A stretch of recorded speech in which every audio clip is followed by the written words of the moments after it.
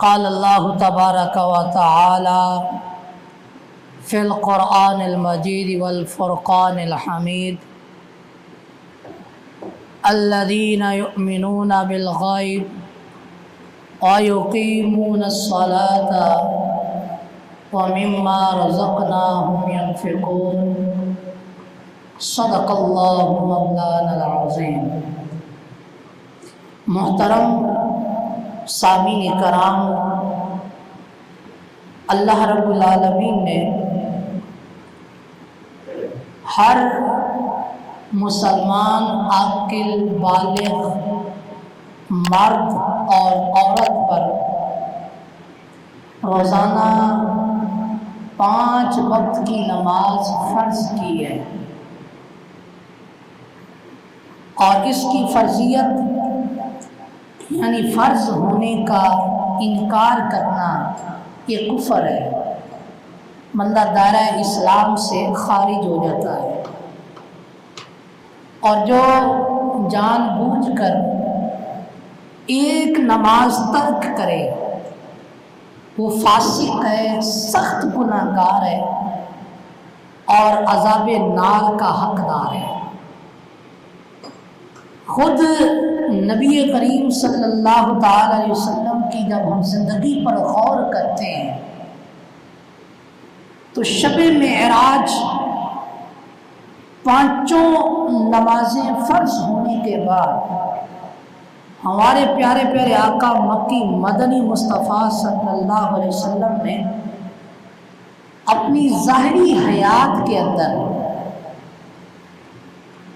11 سال 6 ماہ میں تقریباً 20,000 نمازیں ادا فرمائی، 20,000، اور تقریباً آقا کریم علیہ السلام نے 500 جمعے ادا فرمائے، اور اسی طرح آقا کریم صلی اللہ علیہ وسلم نے عید کی 9 نمازیں پڑھی، 9 نمازیں۔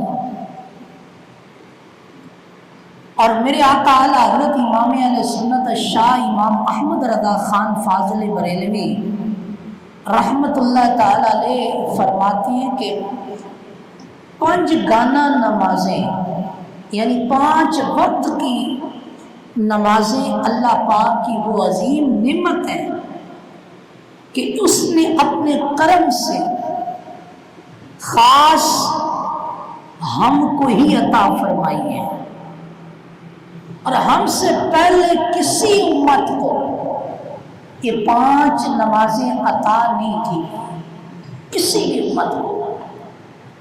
یہ فقط اللہ کا اس امت پر خاص کرم ہے، خاص کرم ہے اس کا۔ لیکن رب کا تو خاص کرم ہے، ہماری حالت بیان کرنے کے بھی قابل نہیں ہے، ایسی ہماری حالت جو ہے وہ خستہ ہو چکی ہے۔ سارا سال مسجدیں ویران رہتی ہیں، ہزاروں کی تعداد کے اندر محلے میں لوگوں کی تعداد ہوتی ہے، مگر نمازیوں کی تعداد 50 60 70 80 اس سے زیادہ نہیں ہوتی۔ رمضان آتا ہے تو مسجدوں میں بہاریں آ جاتی ہیں، لیکن جیسے جیسے رمضان کے دن گزرتے چلے جاتے ہیں مسجدیں پھر ویران ہونا شروع ہو جاتی ہیں، اور جب عید گزر جاتی ہے تو پھر لوگوں کی تعداد اور کم ہو جاتی ہے، اور پھر مسجدیں واپس وہ 11 مہینے والی روٹین پہ آ جاتی ہے۔ حالانکہ میں نے ابھی آپ کے سامنے عرض کی کہ نماز ایک ایسی عظیم عبادت ہے کہ اللہ نے اس امت کو ہی عطا فرمائی 5 نمازوں کی، اور کسی امت کو 5 نمازوں کا یہ تحفہ عطا نہیں کیا گیا۔ لیکن ہم ہیں کہ ہم سے یہ 5 نمازیں پڑھی نہیں جاتی۔ حالانکہ نماز کے حوالے سے یہ یاد رکھیں کہ اللہ رب العالمین نے پہلے پارے کی پہلے رکوع کے اندر جہاں متقی لوگوں کی صفات کو بیان فرمایا، اس میں سے ایک صفت یہ بیان کی کہ وہ نماز قائم کرتے ہیں، نماز قائم کرتے ہیں۔ فرمایا یہ متقی اور مومن لوگوں کی صفت ہے۔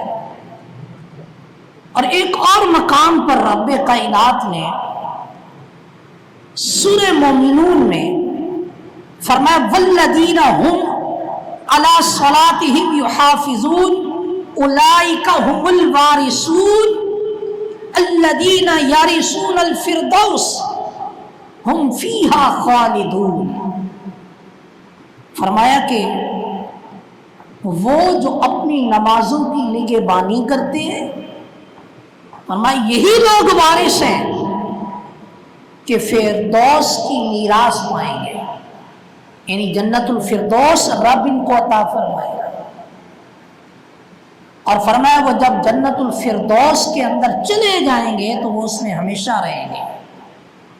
یہ ہے نماز کہ جس کے بارے میں میرا رب فرماتا ہے کہ جو نمازوں کی حفاظت کرتے ہیں، نمازوں کو ان کے اوقات کے اندر ادا کرتے ہیں، فرمایا یہی لوگ جنت الفردوس کے وارث ہیں۔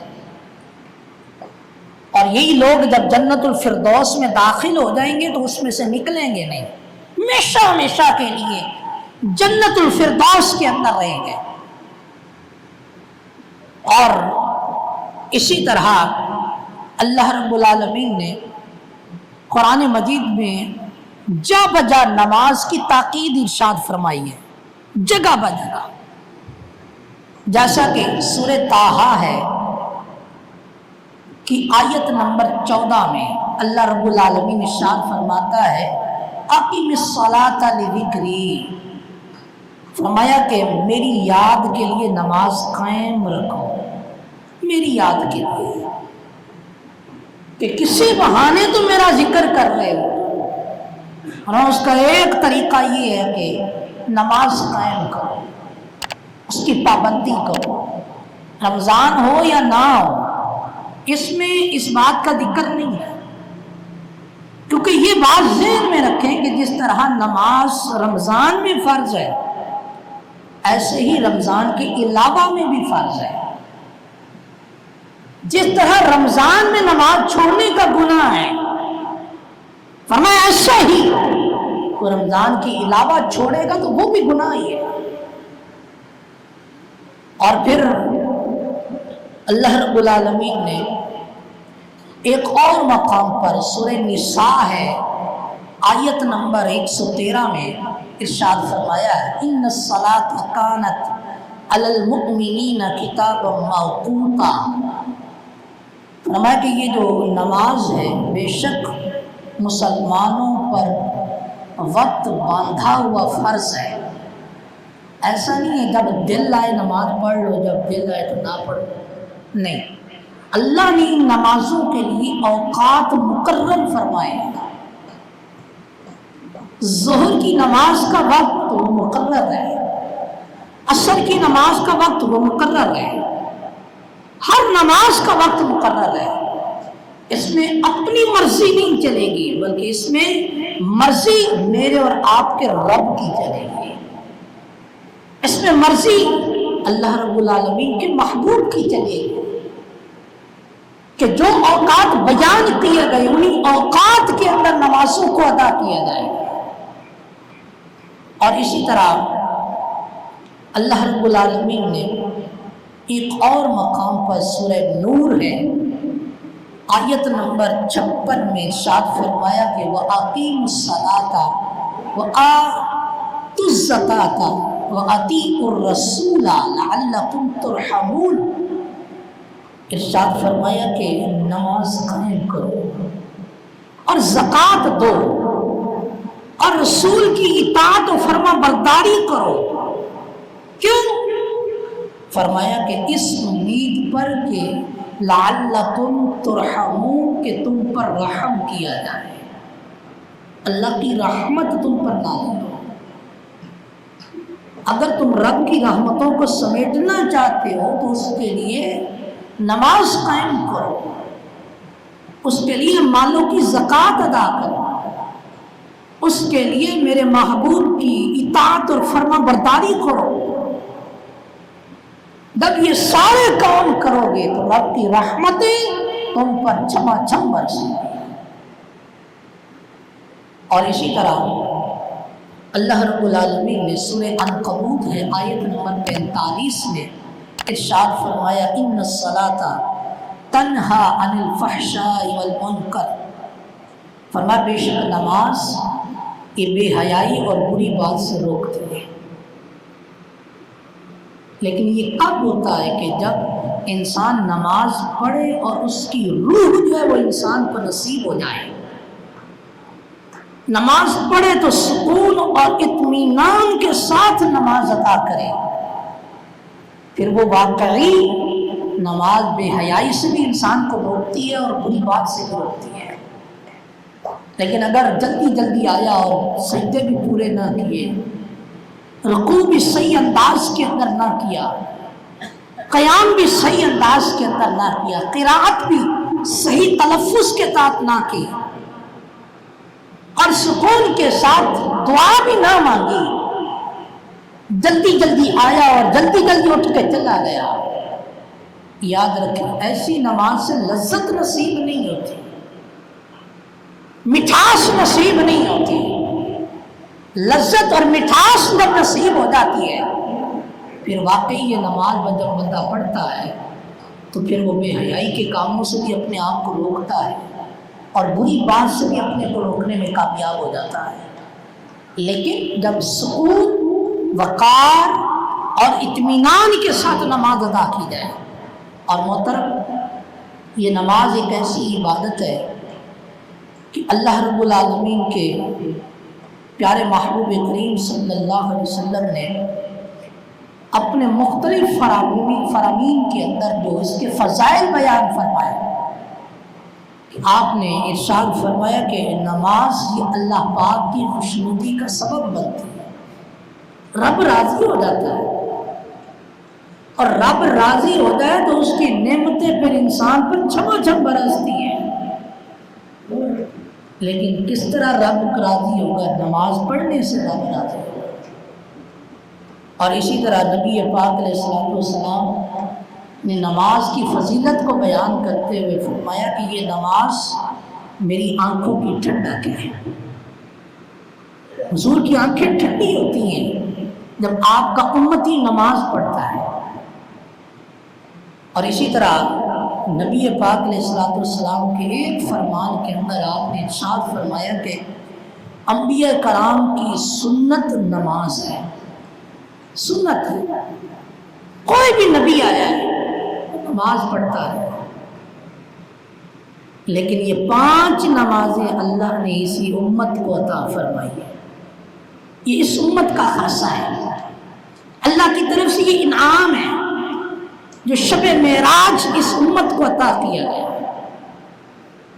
آپ غور فرمائیں کہ یہ نبی پاک علیہ السلام کو انعام عطا فرمایا ہے، لیکن ہم اس انعام کو کرنے کی طرف آتے نہیں، ہم سے 5 نمازیں نہیں پڑھی جاتی، زیادہ ہی کوئی کوشش کرتے ہیں تو رمضان میں پڑھ لیتے ہیں، رمضان کے علاوہ نہیں پڑھی جاتی۔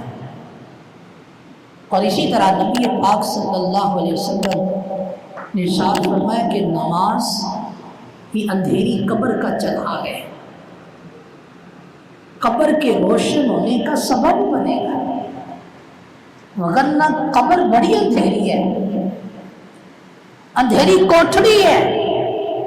لیکن جو بندہ نمازی ہوگا، 5 وقت کا نمازی و پابند ہوگا، یاد رکھیں اس کی قبر اس نماز کی وجہ سے روشن اور منور ہو جائے گی۔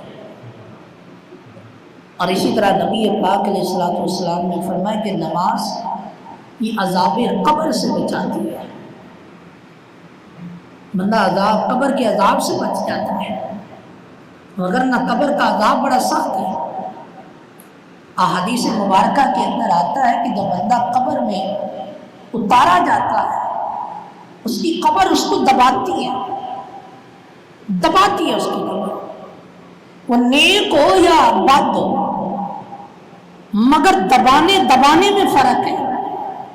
नेक शख्स को कब्र यूं दबाती है जिस तरह माँ अपने बच्चे को प्यार से दबाती है, लेकिन जो गुनाहगार होता है, बेनमाजी होता है, अल्लाह रब्बुल आलमीन की नाफरमानी करने वाला होता है, उसे जब कब्र दबाती है तो उसकी दाई पसलियां बाई में घुस जाती है और बाई पसलियां दाई में घुस जाती है और यूं हो जाता है मामला। आप गौर फरमाएं, उसकी तकलीफ का अंदाजा तो लगाएं कि जिसकी दाएं तरफ की पसलियां बाई में घुस जाए और बाई की दाई में घुस जाए, उसकी तकलीफ का क्या आलम होगा। लेकिन मेरे आका करीम सल्लल्लाहु अलैहि वसल्लम ने क्या फरमाया? फरमाया कि ये नमाज एक ऐसा अमल है कि जो तुम्हें कब्र के अज़ाब से महफूज रखेगा। और मेरे आका करीम अलैहिस्सलातु वस्सलाम ने फरमाया कि नमाज क़यामत की धूप में साया है। जब क़यामत कायम होगी, सूरज 1.25 मील पर रह के आग बरसा रहा होगा। आज सूरज कितना दूर है, मगर हमसे इसकी गर्मी बर्दाश्त नहीं होती। लेकिन क़यामत वाले दिन आप गौर करें कि 1.25 मील के फासले पर ये सूरज अपनी गर्मी गिरा रहा होगा। और अहादीस मुबारका के अंदर आता है कि हर बंदा अपने अमल के लिहाज से अपने पसीने में डूब रहा होगा। किसी के पसीना घुटनों तक होगा, किसी के पेट तक होगा, किसी की गर्दन तक होगा, कोई होते खा रहा होगा, हर कोई अपने अमल के एतबार से। लेकिन फरमाया कि ये नमाज एक ऐसा अमल है कि जो क़यामत के दिन धूप में साया होगा। और फरमाया कि ये नमाज पुल सरात के लिए आसानी है। पुल सरात क्या है? एक पुल है जो जहन्नम के ऊपर बना हुआ है, जो बाल से ज्यादा बारीक है और तलवार से ज्यादा काटदार है। लोग कट कट के जहन्नम में गिर रहे होंगे, लेकिन जो नमाजी होगा, फरमाइए नमाज पुल सरात के लिए आसानी बन जाएगी। वो इस पुल से आसानी के साथ गुजर जाएगा। मोहतरम गौर तो करें हम थोड़ा सा कि ये नमाज जो रब ने 5 फर्ज किए, 15 मिनट लग जाते होंगे, 20 मिनट लग जाते होंगे, ये आज के दिए हुए 20 मिनट एक नमाज के लिए कल कयामत में हमारे लिए धूप में साया होंगे, पुल सरात पर हमारे लिए आसानी होंगे, अज़ाबे कब्र से हमें बचा लेंगे, हमारी कब्र को मुनव्वर और रोशन कर देंगे। और ये मैं उस जिंदगी की बात कर रहा हूं कि जो जिंदगी हमेशा की जिंदगी है, जिसको फना नहीं है। लेकिन अफसोस इस बात का है कि हम उस जिंदगी के लिए कि जो फना हो जाने वाली है, जो 60 साल 70 साल पर मुश्तमिल है, उसके लिए हम उन राहतों और उन आसानियों को छोड़ देते हैं कि जो हमेशा हमेशा के लिए। थोड़ी सी हमें परेशानी आ जाए, नमाज छूट जाती है, जमात छूट जाती है, घरों में पढ़ लेते हैं। रमज़ानुल मुबारक में नमाजें पढ़ के हम ये समझते हैं कि 11 महीनों का कफारा अदा हो गया। याद रखें, ऐसा नहीं है, ऐसा नहीं है कि जिस तरह रमज़ानुल मुबारक में नमाज फ़र्ज है, इसी तरह रमज़ान के अलावा में भी फ़र्ज है। हमें गौर करना होगा और हमें अपनी आदत को बदलना होगा और इस रूटीन को ख़त्म करना होगा कि जो हमारी रूटीन बन चुकी है कि रमज़ान में मस्जिदें बारौनक हो जाती हैं, लेकिन जैसे ईद आती है फिर यही मस्जिदें वीरानी की तरफ चली जाती हैं। जबकि मेरे आका करीम सल्लल्लाहु अलैहि वसल्लम इरशाद फरमाते हैं کہ نماز نور ہے، نور ہے نماز، قبر میں نور ہے، پورے صراط پر نور ہے، یہ اندھیروں کو ختم کرنے والی ہے۔ اور میرے آقا کریم صلی اللہ علیہ وسلم فرماتے ہیں کہ نماز یہ جنت کی کنجی ہے، یعنی اشارہ اس بات کی طرف ہے کہ اگر کوئی جنت میں جانا چاہتا ہے بغیر نماز کے وہ جنت میں نہیں جائے گا، کیونکہ بغیر کنجی کے دروازہ اور تالا نہیں کھلتا۔ اسی طرح جنت میں داخلہ بغیر نماز کے نہیں ہو سکتا، اس لیے نماز کی پابندی ضروری ہے، رمضان ہو یا رمضان کے علاوہ، کیونکہ یہ مسجدیں یہ کس لیے بنائی گئی ہیں؟ اس لیے بنائی گئی ہیں کہ ہم ان مسجدوں کو آباد کریں، کیونکہ یہ مسجدیں اللہ کے ذکر کے لیے بنائی گئی ہیں۔ ان کو آباد کرنا یہ ایماندار ہونے کی علامت و نشانی ہے، جیسا کہ رب کائنات قرآن مجید فرقان حمید کے اندر ارشاد فرماتا ہے انما یأمر مساجد اللہ من آمن باللہ، فرمایا کہ اللہ کی مسجدوں کو آباد وہی کرتے ہیں کہ جو ایمان والے ہیں، جو اللہ پر ایمان لاتے ہیں، فرمایا مسجدیں وہی آباد کرتے ہیں۔ انسان ساری زندگی گھر بیٹھ کر رب کی عبادت کرتا رہے، اس کے لیے یہ شرف نہیں کہ اسے ایمان والا کہا جائے، لیکن جو مسجدوں میں آ کر ان کو آباد کرتے ہیں، رب کا یہ حکم ہے، فرمایا وہ ایمان والا ہے۔ یہ مسجد کو آباد کرنا خواہ وہ نماز کی صورت میں ہو، مسجد کو آباد کرنا وہ اللہ کے ذکر کی صورت میں ہو، مسجد کو آباد کرنا وہ مسجد کی صفائی کرنے کی صورت میں ہو، مسجد کو آباد کرنا وہ اس میں روشنی کا انتظام کر کے ہو، مسجد کو آباد کرنا اس کی زینت و آرائش کر کے ہو، مسجد کو آباد کرنا اس میں سہولیات دے کر ہو، مسجدوں کو آباد کرنا اس کی تعمیرات کر کے ہو، کسی بھی صورت کے اندر ہو، فرمایا اللہ کی مسجدوں کو آباد وہی کرتے ہیں جو ایمان والے ہیں۔ اور علماء نے لکھا کہ یہ سب آباد کاری میں آتا ہے، یہ صفائی ہے، ستھرائی ہے، تعمیرات ہیں، روشنی کا بہترین انتظام ہے، بیٹھنے کا بہترین انتظام ہے، یہ سب مسجد کی آباد کاری کے لیے ذرائع ہیں۔